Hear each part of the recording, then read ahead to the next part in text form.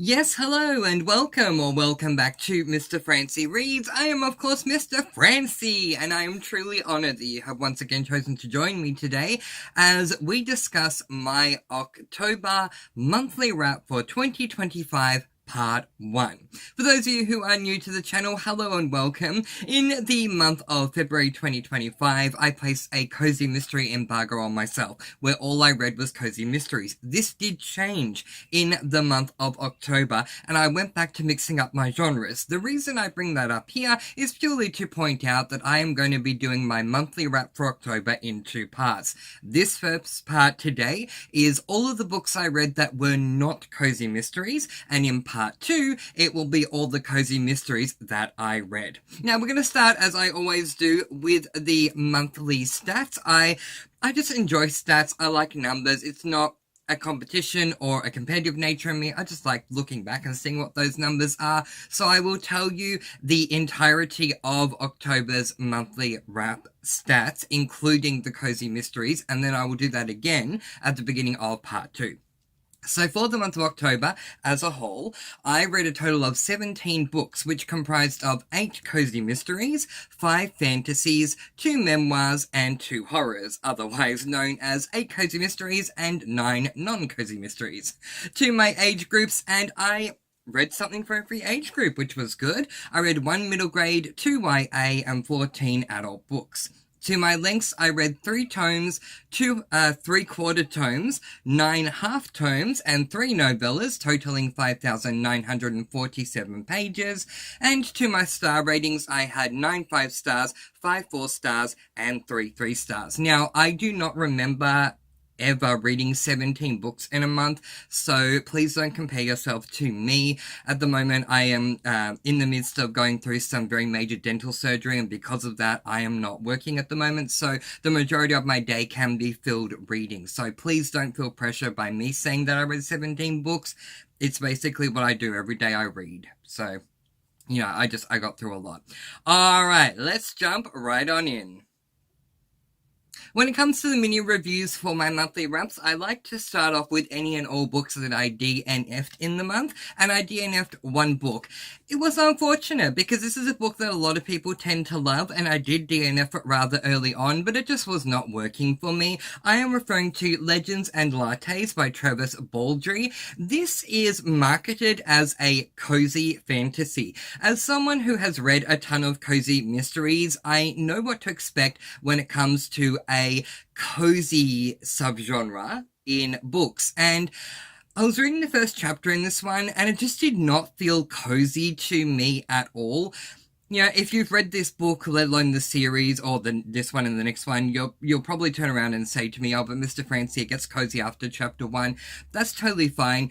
I was really in the mood to get into this, fantasy set in a cafe, coffee shop, and it being all cozy, but chapter 1 just really was not cozy for me, and I just could not be bothered continuing, given that I had a lot of other books that I did want to get through. So I did DNF this one. I don't know if I will ever give it a second chance, but if you all think that I should give it a second chance and that it does deserve one, do let me know. The final book that I'm going to show you in today's monthly wrap is a book I gave a second chance to that I DNF'd a year ago, and I actually loved it. So if you think I should give Legends and Lattes another go, do let me know, and I certainly will consider it. But from my end for now, I'm okay with DNFing it. I think it is very, very popular, and a lot of people have read it, so yeah. DNF for me just wasn't cozy enough for me. So, on to what I did read, and so therefore the very first book that I not only picked up, but also completed ever since February 2025 that was not a cozy mystery, was this book, A Court of Thorns and Roses by Sarah J. Maas. This is a YA fantasy book, and it is book 1 in the Court of Thorns and Roses, aka Akota, series. And so this is a YA fantasy, and I just absolutely loved this book. I ended up giving it 5 stars. Sometimes when it comes to books and series that are overhyped, they are literally that in my mind. I generally will wait for a hype to die down and then pick up books that are hyped up, and I'll get to the end and think, why in the world was this hyped up? I really don't understand it. But with this book, I definitely did. So, there are really no words that can truly encapsulate how much this book gave me everything I absolutely needed in this moment. You do need to remember that between, as I said, the months of February and September, all I read was cozies. So for this to be the first book that I picked up that was not a cozy mystery, it just gave me everything I needed. Now, the premise of this book is that we follow Feyre, a human who kills a wolf, only it turns out that the wolf was actually Fae. Moreover, the wolf was actually serving a high Fae known as Tamlin, the high Fae of the Spring Court.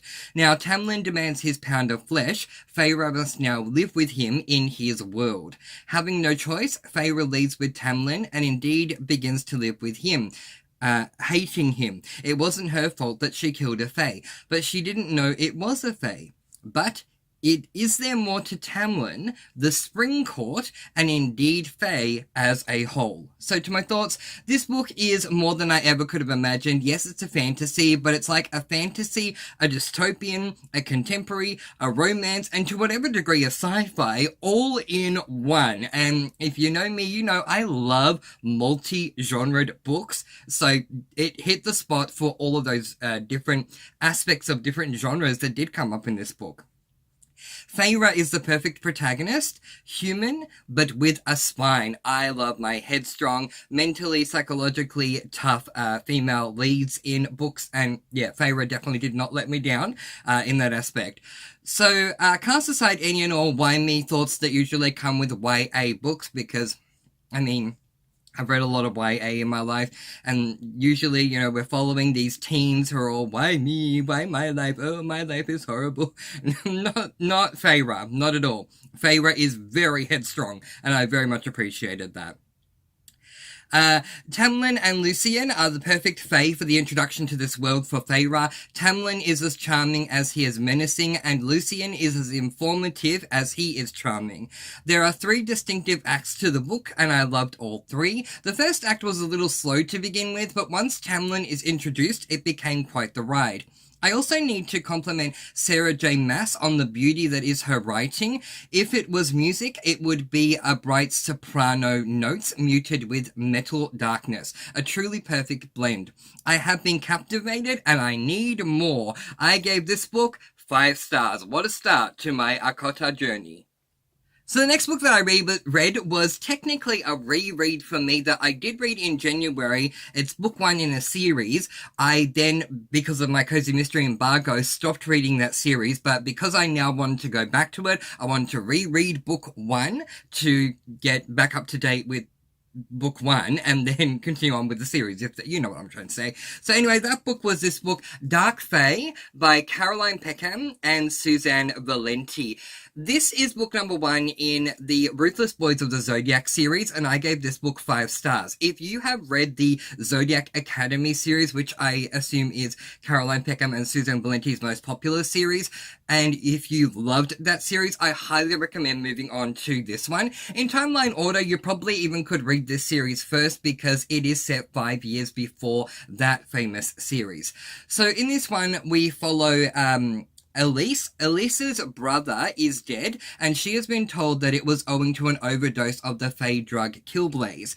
But Elise knows Gareth would never ever take drugs. So she hacks her way into enrolling into the school where he went, Aurora Academy, to find out what is going on and to get to the bottom of it. So to my thoughts, I loved Zodiac Academy and needed more from Peckham and Valenti's world. This book offered that, though I must admit the first 2 chapters felt a tad off, but once I got to chapter 3, I was on another wild ride that I absolutely loved. The mystery was intriguing and its cliffhanger made it even more so. The magic system is the same as Zodiac, which allowed me to feel grounded in this world despite being at a different school. There are 2 gangs, the Oscura Clan and the Lunar Brotherhood, and the Oscura Clan and Lunar Brotherhood rivalry played out interestingly, especially given how Elise was able to make her way between them. There is still so much to uncover in this series, but it was the perfect start for me, and I gave this book also 5 stars. I also wanted to read a couple of memoirs in the month of October, so the next book that I read was definitely a memoir. It was book number 2 in a memoir series by my favorite celebrity in the whole world. You know, when people say if you could have dinner with any celebrity, living or dead, who would it be? For me, it would be this person. No others. I mean, there are so many others I would love to have dinner with, but if I had the choice and I could only choose one, this will be the one hands down. And her name is Dame, because she was knighted, Dame Julie Andrews. This is book number 2 in her memoir series, Homework, a memoir of my Hollywood years. So, Home, a memoir of my early years is the first book, and that book starts off with her, before she's born and leads all the way up to her first day on set on the film Mary Poppins, her very first film that she did in Hollywood. So this is a perfect spot for, that was a perfect spot for that to end and for this book to begin. In the second memoir, Julie Andrews discusses her time in Hollywood from Mary Poppins 1964 through to That's Life in 1986. While I greatly enjoyed this book, I feel that Andrews' story is not yet finished. I'm really hoping she is working on the next memoir. Yeah, because it ended at 1986, there is still so much more I want to see. I gotta be real, I gotta be honest, I want to see Julie Andrews talking about Princess Diaries, and we didn't get that in this book, so I'm really hoping that she keeps going so that she can talk to me all about Queen Clarice, because if anyone is a queen, to me, it is Dame Julie Andrews. So I want to hear her talk about that. I want to hear her talk about her time on the, what was it called? The Tooth Fairy with, that guy, I forgot his name, but anyway, so many great films. She was even Gru's mother in Despicable Me. There's so many things that I want to see Julie talk about. Oh, and what's that show? Not Downton Abbey, the other one. Bridgerton. She is the narrator for Bridgerton. There's so much Julie Andrews does. Also, Julie's Green Room, where she has these Muppets and they're really trying to promote the arts to the world, the performing arts, because in schools, performing arts are the first thing that suffers. So they were trying to really promote that and get that out there to make children and elementary schools, as well as if you're in Australia, primary schools, aware of how valuable the performing arts is. So there's just so much more that I want to explore with Julie, and I really hope she's penning one more book. So to my thoughts, I first of all need to point out that, as I say, I feel I'm finishing this journey with a woman that I hold in such high regard. I assumed the book would cover all of her Hollywood years, and was therefore a little disappointed when it concluded in 1986. I really hope we at least get one more memoir from her that covers her later years. This book, for the timeline it covered everything I wanted and more. I was hoping to learn more about Mary Poppins, The Sound of Music, and Victor Victoria, and Andrews did not disappoint. I felt like she took even more time delving into memories of those 3 movies in comparison to others, and I was truly thankful for that. The scene in The Sound of Music where Maria and Captain Von Trapp sing Something Good, for example, has a pretty hilarious story and reason as to why it was mostly done in darkness.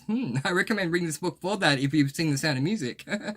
I also enjoyed, hearing about the sets on Victor Victoria, and even the mechanical bird in Spoonful of Sugar from Mary Poppins. Yeah, a lot more to that bird than initially meets the eye. This book is not always light-hearted, nor is it always fun or funny. I really appreciated Julie opening up to us about darker moments she had experienced also. I'm really hoping we get a third book. It was a fantastic read, and for my third book in a row, I gave this book 5 stars.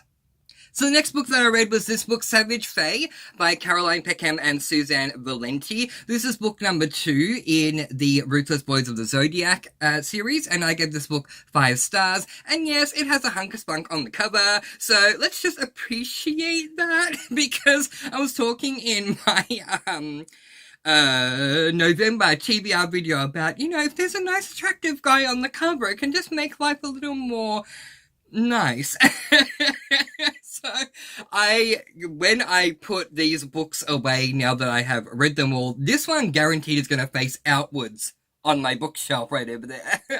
So I can continue to see this nice physique of a man. But anyway, I am just really enjoying my time with this series. The series premise is that we follow 6 perspectives. Elise, who is arguably the main character, a Fae vampire. The 4 kings of the school. Gabriel, a Fae harpy. Ryder, a Fae basilisk and leader of the Lunar Brotherhood. Leon, a Fae lion.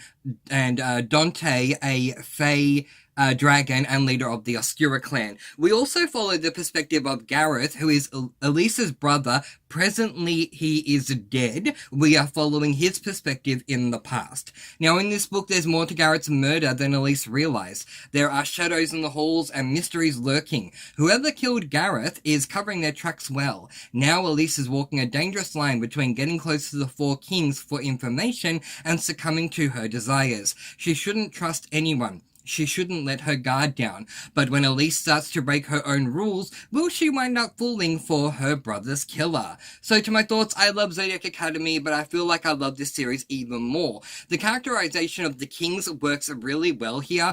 Dante is the leader of the Oscura clan versus Ryder, the leader of the Lunar Brotherhood, as well as Leon's, whose family pride, because Leon's a Fey Lion, is a really big deal, and Gabriel, the extremely powerful Harpy. It works on the level of present tense, as Elise tries to navigate her way through not only the school and battling heart versus head, but also battling her way between the four kings who clearly have a lot of deep-seated hatred. But when you add the layer of Gareth's past and how it actually links to all the four kings in differing ways, it adds even more intrigue. Warning, there is a high spice level as with Zodiac Academy, so if that's not your thing, avoid this series, but otherwise it is a tantalizing experience that I am enjoying so very much, and I gave this book 5 stars. So the next book that I read was this book, A Court of Mist and Fury by Sarah J. Maas. This is book number 2 in the Arcota, A Court of Thorns and Roses series. Yes, it is. It is a YA fantasy, and I also gave this book 5 stars. So can you imagine my surprise when the first 5 books that I read in the 5? Yes, 5. The first 5 books that I read in the month of October were all 5 stars. I was on an absolute high. Now, this book was even better than book 1, and I need to read book 3, like, right now. I was saying at the time when I finished this book, but I waited off, and guess what? That actually has now come true. I am currently reading book number 3. Okay, so the series premise, once again, is that in this series we follow Feyre, a human who kills a wolf, only it turns out the wolf was actually Fey. Moreover, the wolf was actually serving a high Fey known as Tamlin, the high Fey of the Spring Court. Tamlin demands his pound of flesh. Feyre must now live with him in his world. So in this book, Feyre may have survived the first book, which has a big climactic ending, so it's a big deal that she survived at the end of book 1. But with it has come many expectations. Tamlin wishes to marry her, and Rhysand still has the bargain he made with her to have her with him for 1 week out of each month. However, will spending more time with Rhysand open up Feyre's eyes to things she thought she knew? Will she now see things differently? Only time will tell. So to my thoughts, I love book 1 so much that I read this book less than a week after it. However, I love this book even more than book 1. While book 1 had me falling in love with Maas as an author and the Spring Court, book 2 had me falling in love with the world that is Prythian. So to just very quickly tell you this in a spoiler-free way, in the Fey world, the world itself is Prythian. In Prythian, there are many different courts, so like, kingdoms, courts. So, and they are devised by the seasons as well as the time of day. So we have the summer court, the spring court, the fall court, the winter court, the day court, the night court, the dawn court. I think that's it. I know there's something to do with nightmares as well, but anyway, so, oh good. So Tamlin lives in the Spring Court, and Rhysand, who she has a deal with that she needs to spend 1 week out of every month with, he is in the Night Court. So, yeah, so as I said, while book 1 had me falling in love with Maas as an author and the Spring Court, book 2 had me falling in love with the world that is Prythian, because, name again, Rhysand actually takes Feyre to a few different areas in Prythian, so the world building absolutely grew, and I just am falling in love with Prythian as a whole. But I absolutely love the Night Court. I love it more than the Spring Court. That's just me though. But anyway, it was good to see more and indeed learn more about Rhysand, and given that we'd met Lucian in book 1, I really appreciated, so Lucian is someone who works for but is also very close with the High Lord of the Spring Court at Tamlin. And Rhysand, the High Lord of the Night Court, has friends that are close to him as well, including Amren, Morrigan, Cassian, and Azriel, and I really appreciated also meeting them in book number 2. The world building was on point, the spice was not overdone, the character growth of Feyre was phenomenal. Really, all I can say is that I need book 3 and I need it now. And clearly I'm currently reading it. And yeah, as I said earlier, I gave this book 5 stars. The next book that I picked up was indeed my second memoir for the month, and I was really excited to get into this book. So the next book that I did read was this book, Nice Girls Don't Win, How I Burned It All Down to Claim My Power by Parvati Shallow. Now, for those of you who don't know, Parvati Shallow is very well known for the American version of the reality TV series Survivor, where she has appeared on 4 different seasons, winning one of them and making it to the final in another. Also, recently, she appeared on the international season of Survivor Australia, where they did a season called Survivor Australia versus the World. She was on the World Tribe. I'm not going to spoil it, but Parvati did really well, and I really enjoyed my time watching her in that season. So if you haven't seen it, I won't spoil anything for you. Parvati has also been on my favorite show of all time. Favorite show. I wonder if you can hear any of this music. And if it will tell you what that show is. Let's see.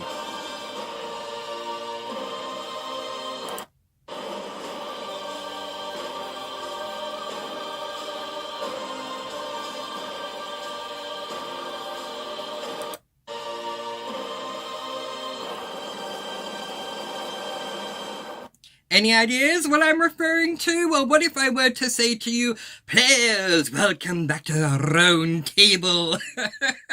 Round and around the rickety round table we traverse. I love the show The Traitors, and Parvati was on that show. Yeah, I could gush about The Traitors all day long. It's not that I love the show, it's that I am literally obsessed with that show. I have seen every single season of almost every franchise. I have not watched the New Zealand one yet. I have not seen season 2 of Australia yet, but I have seen Traitors Australia Season 1, Traitors USA Season 1, 2, 3, Traitors UK Season 1, 2, 3. There is currently a Celebrity Traitors out. I'm waiting for that one to finish, and then I'm going to binge the whole lot. There will be a Traitors USA that will come out next year, Season 4, and even though it was axed a while ago and cancelled on our networks in Australia, in 2026 there is going to be a new celebrity version of Traitors Australia. I love this show. It is so amazing, and so Parvati reading this book actually inspired me to go back and binge every season of every episode of every edition ever made of an English-speaking Traitors, and I did that for the longest time. I only finally stopped doing that last night because Physical Asia, which is a branch of Physical 100, came out to Netflix, so I started watching that instead, but otherwise I'm totally obsessed with Traitors. Anyway, my point is, I love Parvati as an individual, and I was really looking forward to reading this book.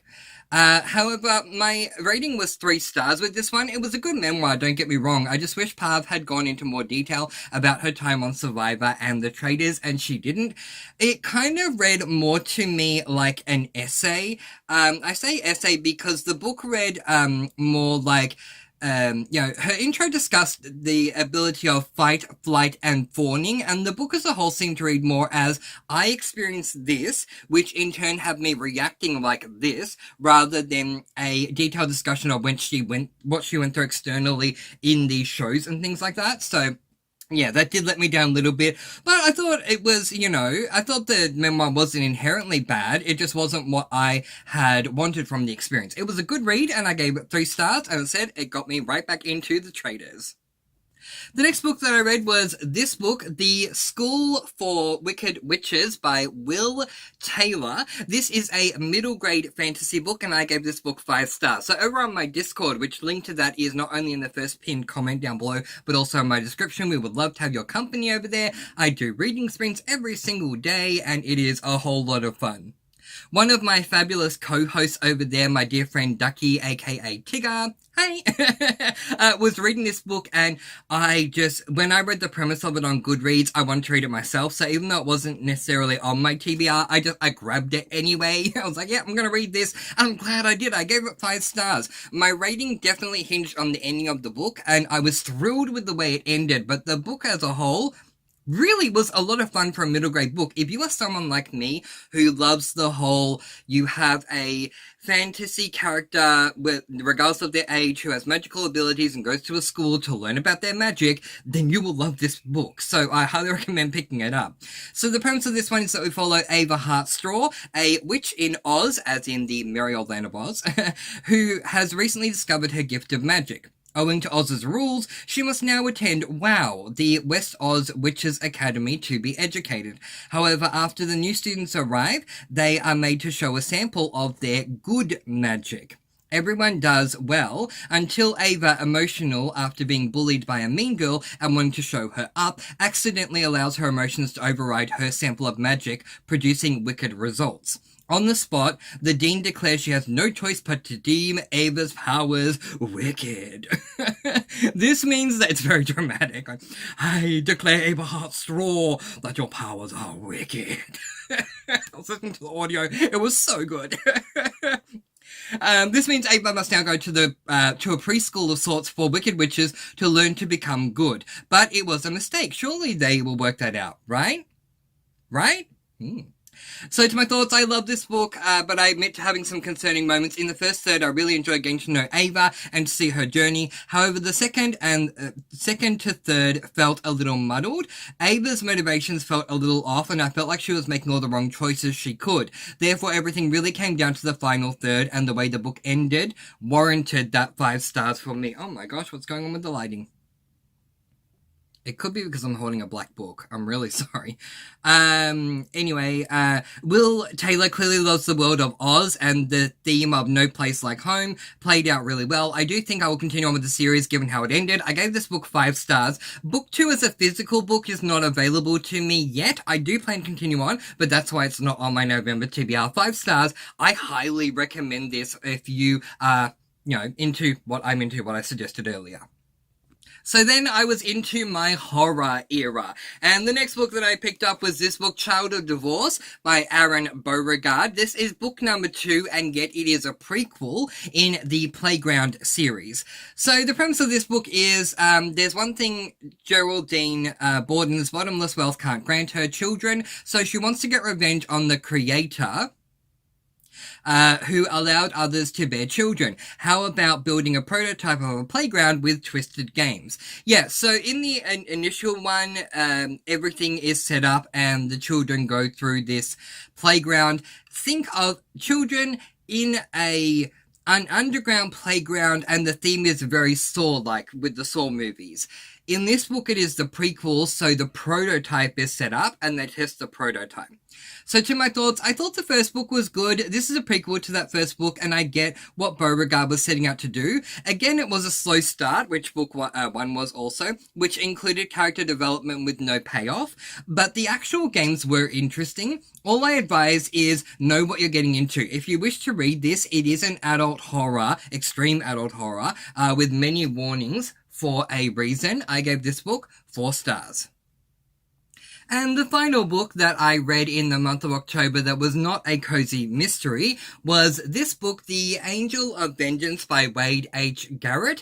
This is an adult extreme horror. There's even warning down the bottom, and it says contents may be disturbing to sensitive readers. So yeah, adult extreme horror, and I gave this book 4 stars. Remember how I was saying earlier with my DNF book of Legends and Lattes, do you think I should pick it up again? This is the book I was referring to when I spoke about that. Roughly a year ago to the day that I re-picked it up, I DNF'd this book after reading 1 chapter. I decided to give it another go, re-pick it up again, and oh my goodness, I'm glad I did, because it definitely deserved the 4 stars that I gave it. So I think this book is perfect for fans of the Saw movies. If you're not a fan of those movies, then the book is not for you. The premise of this book is that we follow a man named Seth Coker, who is speaking to a man that he has locked up in a cell. He tells the man about all different scenarios of horrible people who committed terrible crimes, but did not in his eyes receive adequate justice for them. Therefore, Seth sees himself as some sort of angel of vengeance, committing the acts of justice that the law did not allow. Through the read of this book, the reader starts to wonder why the listener why the listener of these stories is trapped in the cell and why he's there. But Seth has his reasons and the victim is about to find out. I really, really enjoyed this book. I thought it was really good. But again, if you're not a fan of the Saw movies, don't pick it up. If you are, you're missing out if you're not picking up this, because you will absolutely love it. The psychology behind it just was so fascinating for me. I gave it 4 stars and I am reading book 2 in November. And now for everyone's favourite game that we like to call Up. These are all the books that I read in the month of October that were not cozy mysteries. What books did you read for the first half of the month of October? Let me know in the comment section below. And if you just want to let me know that you are here, leave a sparkly heart or a star or a smiley face or something like that, because we are a sparkly channel. But in the meantime, I'm going to let you all go with peace, blessings, and so much love. Please do be kind. Please love one another. And spread your sparkling energy all throughout the world, yes! And until next time, my dear faithful traitors. Happy reading, bye everyone!